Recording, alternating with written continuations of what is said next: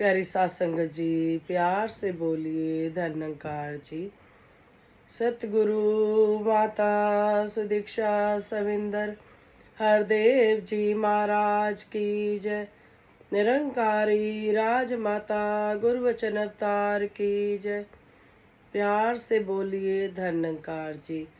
सात संगत जी, सतगुरु माता जी, राजपिता जी, जहाँ जहाँ भी संत महात्मा रहते हैं, सभी के चरणों में दासी और दासी के पूरे ही परिवार की तरफ से प्यार भरी धन निरंकार जी प्रवान करना जी।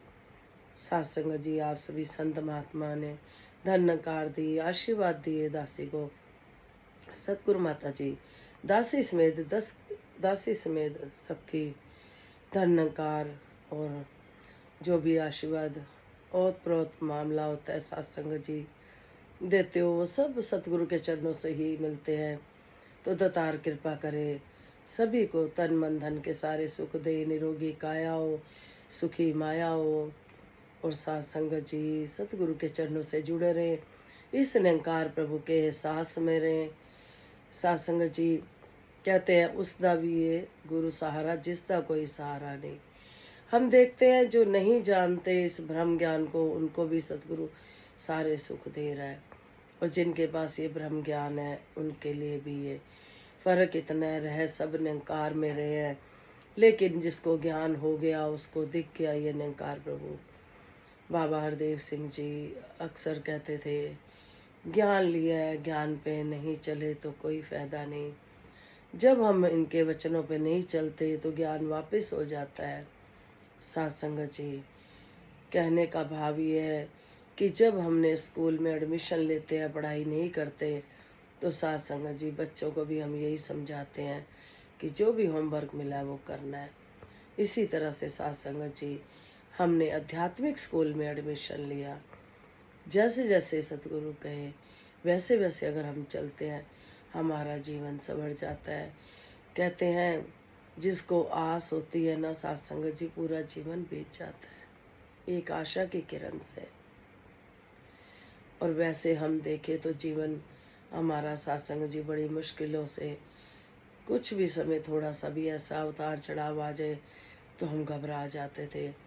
लेकिन अब सतगुरु का जो ये निरंकार का ज्ञान मिला, सिमरन मिला, एक हौसला मिला कि हम सिमरन करेंगे, हम सत्संग सेवा सिमरन करेंगे, सब ठीक होएगा, हमारे सब कार्य रास होते जाएंगे। लेकिन सात संगत जी कई बार क्या होता है कि हम अपनी गलतियों का ही सात संगत जी वजह से परेशान होते हैं। इस दर पे किसी बात की कमी नहीं सात संगत जी। अब कहने को थोड़ा सा छोटा सा एग्जाम्पल दासी अपना ही दे रही है कि काफ़ी समय से सात संगत जी की दासी महापुरुषों को कह रही कि सतगुरु शिवजग महात्मा जी से विनती करी कि उनके सोसाइटी के सामने ही आप जी ने शॉप दे रखी है। तो वहीं दासी बैठती है और उन्होंने ही सात संगत जी दासी को समझाया था कि पापा नहीं है बेटे के, आप शॉप पे बैठा करो, साथ दिया करो बच्चे का। सात संगत जी हुक्म की पालना। फिर सात संगत जी दासी थोड़ा सा रोई भी थी कि मैं लंगर बनाती हूँ, बना के देती हूँ, तो उसका कैसे होएगा, मेरे को अच्छा लगता है बना के खिलाना। तो साथ में ही सात संगत जी खाने का रेस्टोरेंट है। कहा कोई बात नहीं, जो कमाओ उसमें से आप खाना लेके संतों को खिला दिया करो, सेवा कर दिया करो। फिर कई बार हमारा ध्यान होता है कि संत आए सात संगत जी, तो दासी अपनी कमी बता रही है कि हमारा पूरा ध्यान नहीं होता जब तब तक संत नहीं आते, चाहे हम कितना बुलाते रहे, कमी अपने में ही होती है सात संगत जी। और जब हमारा पूरा ध्यान बन जाता है नहीं नहीं अब तो संत आए, पूरी हमारी तैयारी हो जाती है, तो फिर सात संगत जी वो प्रकट भी हो जाते हैं। दासी अपनी कमी बता रही है सात संगत जी, क्योंकि इस दर पे किसी बात की कमी नहीं सात संगत जी।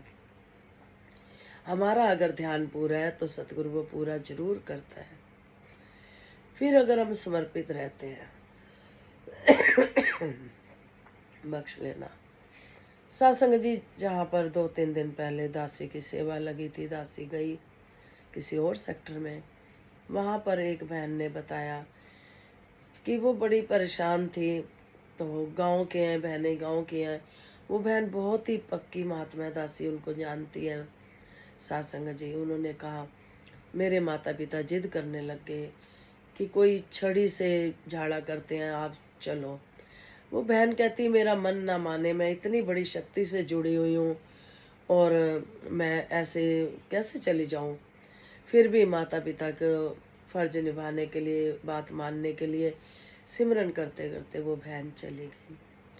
कहते हैं जब वो झाड़ा कर रहे थे सबका, फिर इनकी बारी आई, जब जैसे ही माथे के पास छड़ी ले जाए, छड़ी अपने आप पीछे हट जाए। कहते कर ही नहीं पाए, हार के वही जो झाड़ा लगाते थे उन्होंने बोला कि आपकी बेटी कहाँ जाती है, इसके पास तो बहुत शक्ति है। तो सासंग जी कहते हो उसी दर से वो सब ठीक होएगा। तो उनकी छड़ी ने भी जवाब दे दिया, सासंग जी हम इतनी बड़ी शक्ति से जुड़े हुए हैं, इतनी बड़ी शक्ति से कि कहीं भी अगर हम जाते हैं ना तो सासंग जी काम तो क्या बनना है, सासंग जी उल्टा दो नाव में बैठ जाते हैं। जो हमारे काम भी बनने वाले होते हैं वो भी नहीं बनते। फिर हम देखें, दासी अपनी बातें शेयर कर रही है आपसे के चरणों में कि दासी जब ज्ञान लिया तो सासंग जी 6 महीने तक तो इसी में ही रही। दासी ने पहले भी ये बात शेयर करी थी, आज इसी बात पे ही आ गई है थोड़ी सी बात बीच में। तो सासंग जी एक दासी को बहुत बड़ा मंदिर माता का बनता हुआ दिखाई दे, लगातार 15 दिन दिखाई देता रहा कोई मंदिर बहुत बड़ा बन रहा है।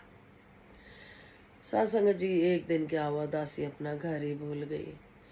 घर भूल गई, जहाँ खड़ी है पीठ पीछे वो बड़ा मंदिर बन रहा है और सामने बस गलियां घर बने हुए हैं। दासी वहाँ खड़े होके सिमरन करने लग गई। सतगुरु की कृपा से सिमरन जाता। दासी ने कहा, सच्चे बादशाह, दासी तो घर भूल गई, कहाँ जाना है कुछ नहीं समझ आ रहा, अपना ही घर भूल गई।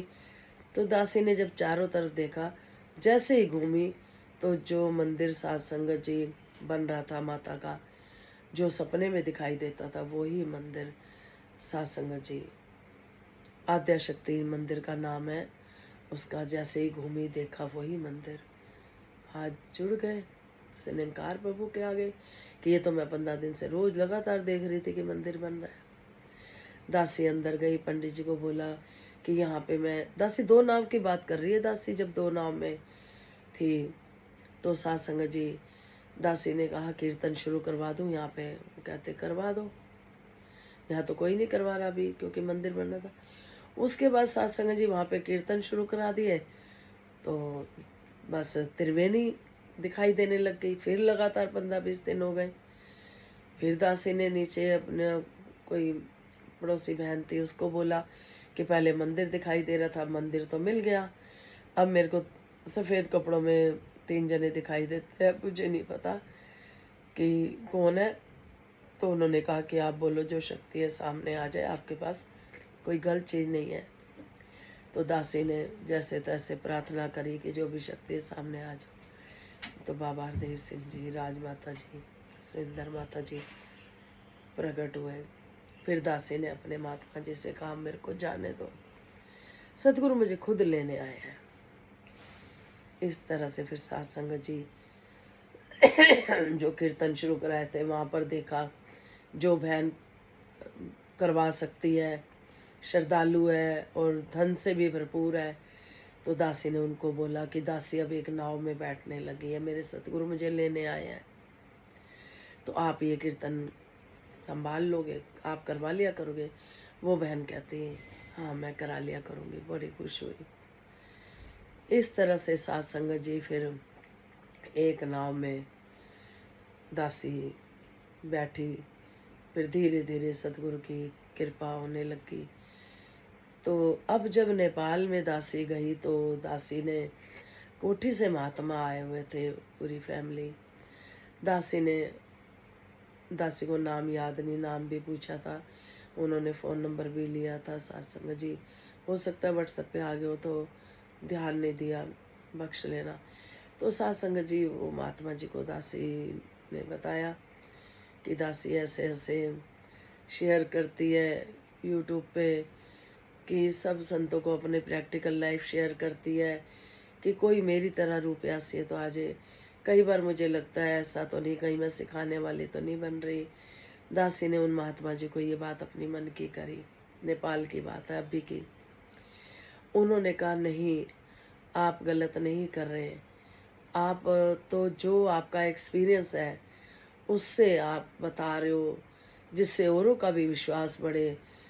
अब आपको इस मिशन के बारे में पता चल गया है, आपको सब जानते हो, तो अगर आप ये बात जानकर ज्ञान और किसी को भी दे रहे हो तो कोई बुराई नहीं है, कोई बुरी बात नहीं है।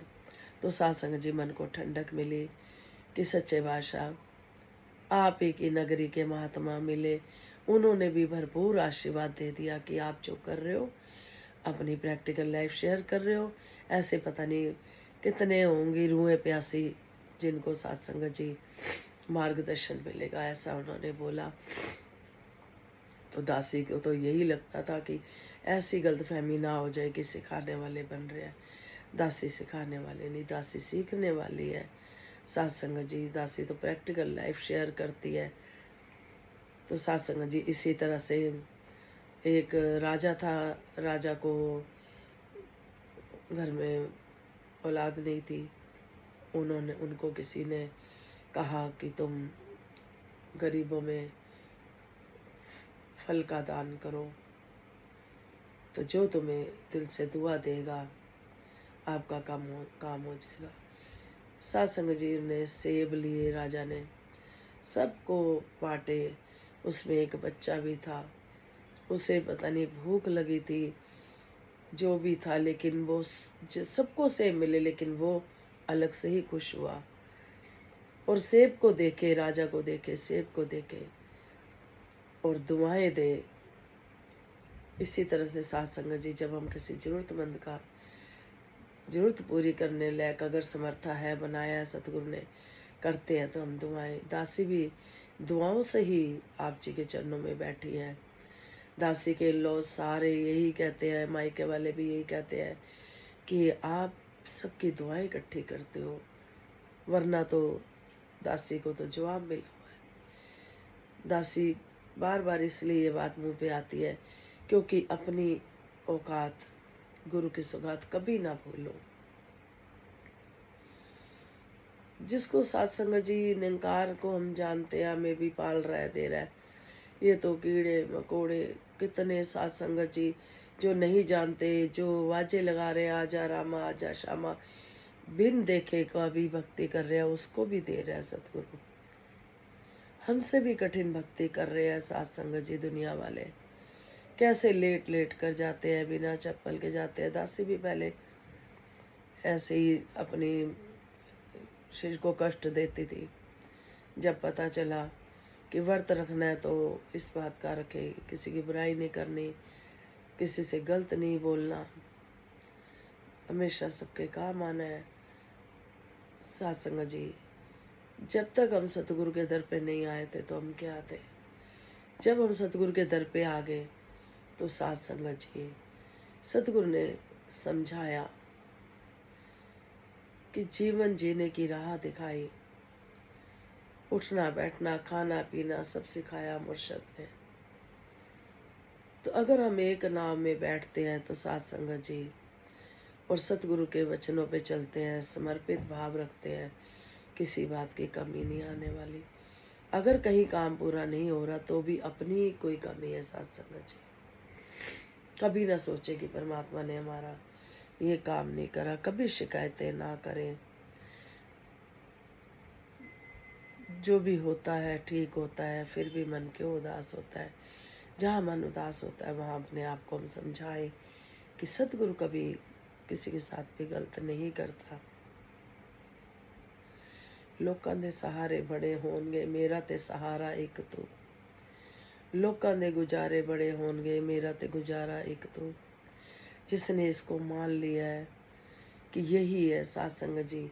100 साल पहले भी था, 100 साल बाद भी हमेशा यही रहने वाला है सत्संग जी।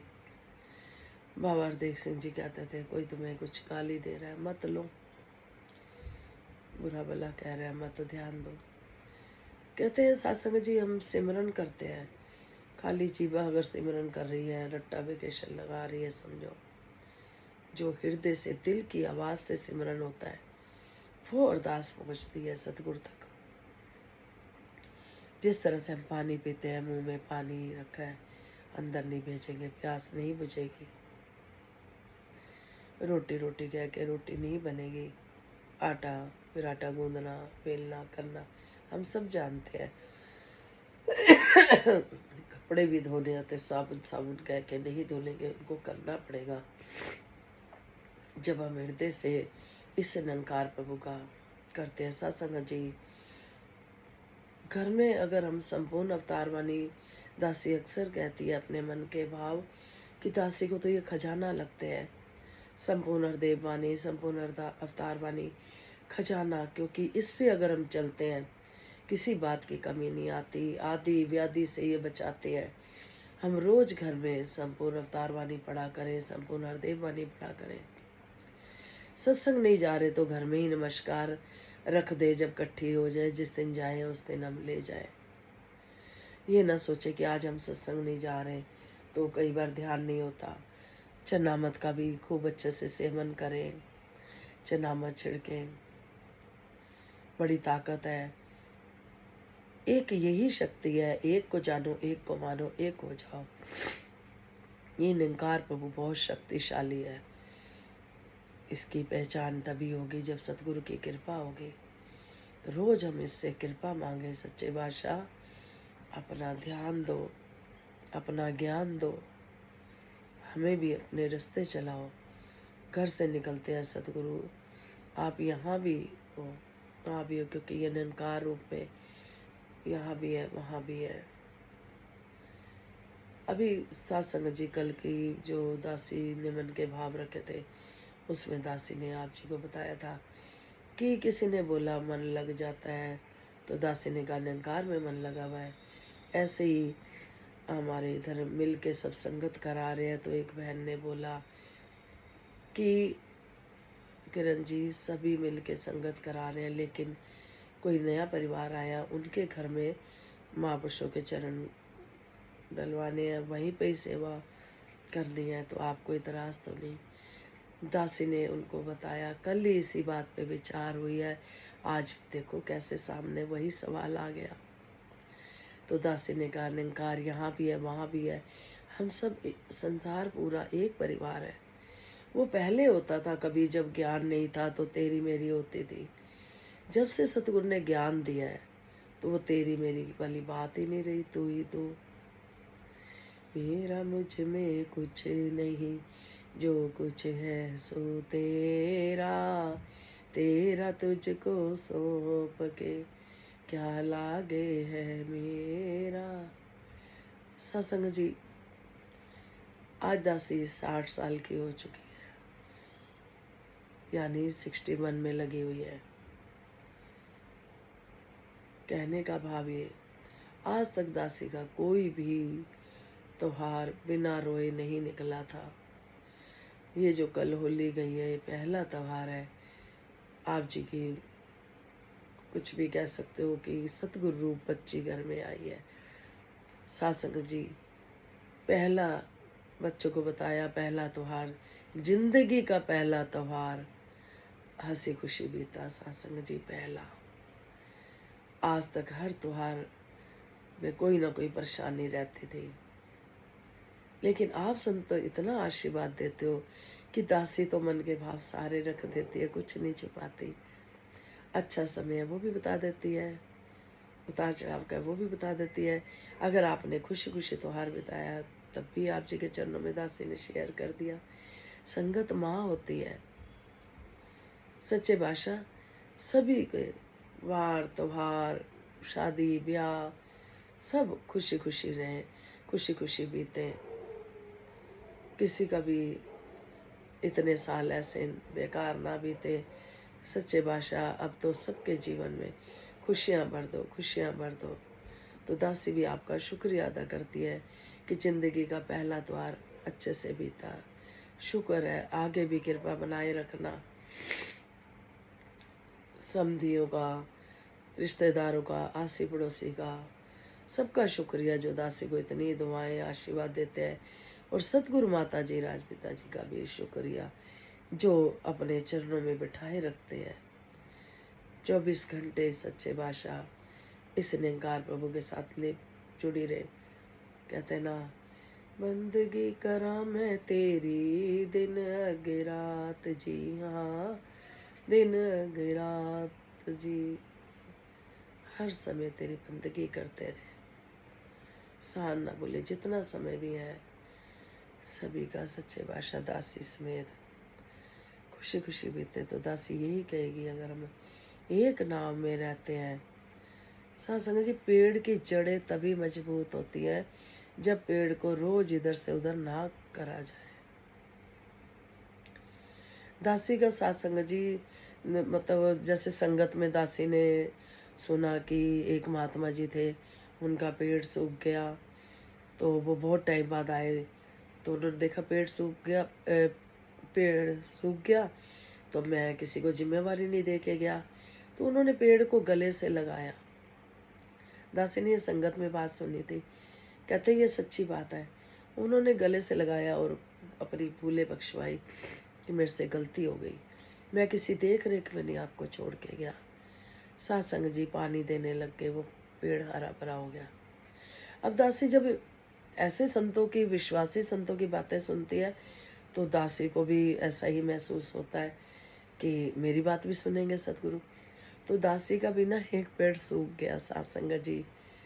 तो दासी ने देखा, तो दासी ने भी प्रार्थना करी कि उनका पेड़ तो हरा भरा हो गया था, निरंकार जी कृपा करो, मैं भी माफ़ी मांग रही हूँ। और हृदय से मांगी, ये नहीं कि कोई भी काम हम नकल से कर रहे हैं। नकल भी सत्संग जी बच्चों को कहते थे कि अकल से होती है। तो सत्संग जी बख्श लेना। सत्संग जी थोड़े दिन बाद देखा छोटी छोटी पत्तियाँ आ रही हैं। कैसे न विश्वास आएगा इस निरंकार पे। फिर अभी राम जी की दोपहर को व्हाट्सएप पे कोई वीडियो देख रही थी दासी, कि छोटे बच्चे के साथ कोई, जिन्होंने रामायण लिखी, छोटे बच्चे के साथ कोई कौवे का रोल था। अब उन्होंने कहा प्रभु से, राम जी से कहा, अब निरंकार ही राम है, श्याम है, सब है, निरंकार के कई नाम है। तो सत्संग जी कौवा उड़ रहा था, उन्होंने प्रार्थना करी कि राम जी आप इन्हें रोल अदा करवाना है। सत्संग जी कौवा अपने आप बच्चे के पास आया और वो रोल हो गया उसका।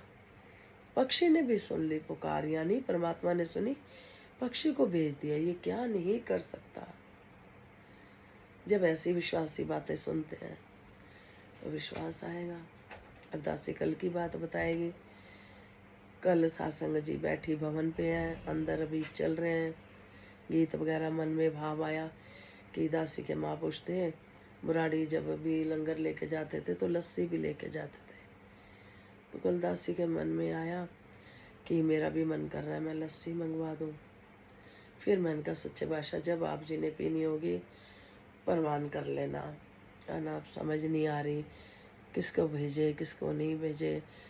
तो सत्संग जी जब लंगर पे बैठे तो वहाँ लस्सी मिल रही थी, पता चला ख़त्म हो गई है। सत्संग जी घर पे लस्सी पड़ी थी, दासी जाते जाते पीते पीते सोचा कि नहीं अभी नहीं पीनी, जा रही हूँ। तो ऐसे ही संत महात्मा थे सत्संग जी, मियाँ बीबी और छोटी बच्ची। दासी ने उनको ऐसे ही कह दिया, मैं कहा आजो घर चलो। वो कहते हैं हमने तो खा पी लिया। मैं कहा कोई बात नहीं, लिक्विड पी लेना, आप चलो। वो सत्संग जी आ गए। आए तो जब उनको लस्सी पिलाई सत्संग जी, सतगुरु ने घर आके परवान करी संतों के रूप में। ये हमारी अपनी सोच पे डिपेंड करता है कि हम किसी के बारे में क्या सोच रहे हैं। तो उन्होंने बताया कि माँ लस्सी ख़त्म हो गई थी, दास का बहुत दिल था लस्सी पीने का। तो उनकी वाइफ भी बोली, कह रही हाँ माँ लस्सी ख़त्म हो गई थी, हमारा बहुत मन था। तो सत्संग जी ऐसे सतगुरु ने परवान करे। फिर एक बात और हुई कि गेंदे के फूल सबको बांटे जा रहे थे। तो जहाँ पे गद्दी पे महात्मा बैठे थे, गुलाब के फूल की थाली भी थी, और दासी का ध्यान जा रहा था गुलाब के फूल भी थोड़े से मिल जाते तो वहाँ से तो ले नहीं सकती। तो दासी को पता ही नहीं, दासी के सिर पे गुलाब के फूलों की थाली थी। दासी ने जैसे ही देखा तो गुलाब के फूल पहले ही तैयार थे। इस बात से पता चलता है कि साथ संगत जी, ये तो देने के लिए तैयार बैठा है, हम अपने भाव बनाए। हम अच्छा अच्छा अच्छा कहते हैं ना, बाबा जी कहते थे, कोई भी कोई कहता था, कहते थे अच्छा अच्छा, यानी सब हो गया अच्छा। और हम अपनी कमियां गिनवाते रहते हैं, कभी कुछ कहते हैं, कोई ना कोई प्रॉब्लम को फिर हम दूसरे तक पहुंचाते हैं। अब जैसे एक माँ किसी बात के लिए बोले, बेटी के घर के लिए अरदास की बात थी, सभी जगह उतार चढ़ाव चलता है, साथ संगत जी, संगत तो माँ होती है। तो दासी ने ऐसे शेयर करी तो वो फलाने को, भाई उसको बुला लो, उसको बुला लो, बहुत जनों के नाम ले दिए। दासी ने हाथ जोड़ दिए। दासी ने बोला, दासी ने ऐसा कुछ नहीं बोला कि भाई आप इतने जनों को, उतने रास्ते से हमें निकलना पड़ेगा जितने जनों के अरदास। दासी ने तो कहा ही नहीं आपको। दासी ने आपको कहा आपके पास भी शक्ति है, आप आगे का आगे औरों की तरफ ना भेजा करें। कोई कहेगा पर्ची कटा, कोई कहेगा प्रसाद बांटो, कोई कहेगा सरोवर पे स्नान करो, फिर उतनी अरदासों से निकलना पड़ता है। सत्संग जी बख्श लेना, दासी की थोड़ी गला वगैरह ऐसे ही है तो धीरे बोल पा रही है, ये भी शुक्र है, सतगुरु बुलवा रहा है। तो सत्संग जी, अरदास भी बार बार किसी से ना हम कराया करें। किसी एक से अरदास हो गई, जहाँ हमारा विश्वास है, सतगुरु कहते हैं वहीं करा लें, चाहे वो घर में बच्चा ही क्यों ना हो, चाहे वो पड़ोस में हो। उसके लिए ज़रूरी नहीं हमें कहीं दूर किसी के पास भागना है, क्योंकि जितनी अरदासें कराएंगे उतनों से निकलना पड़ता है। तो साथ संगत जी बख्श लेना, ये सच का दरबार है। हम सब जानते हैं, दासी कोई नई बात नहीं बता रही। तो सतगुरु माता जी के चरणों में यही विनती है, सच्चे बादशाह आप अपनी कृपा बनाए रखना, सत्संग सेवा सिमरन भक्ति समेत सारे सुख देना सभी को। जैसे राजमाता ने मांग मांगी, सुख सारे दुनिया दे पादो शब्दी झोलिच, फिर भी बिलाई रखी संता झोलिच। प्यार से बोलिए, धन्यकार जी, कोई गलती होगी क्षमा करना।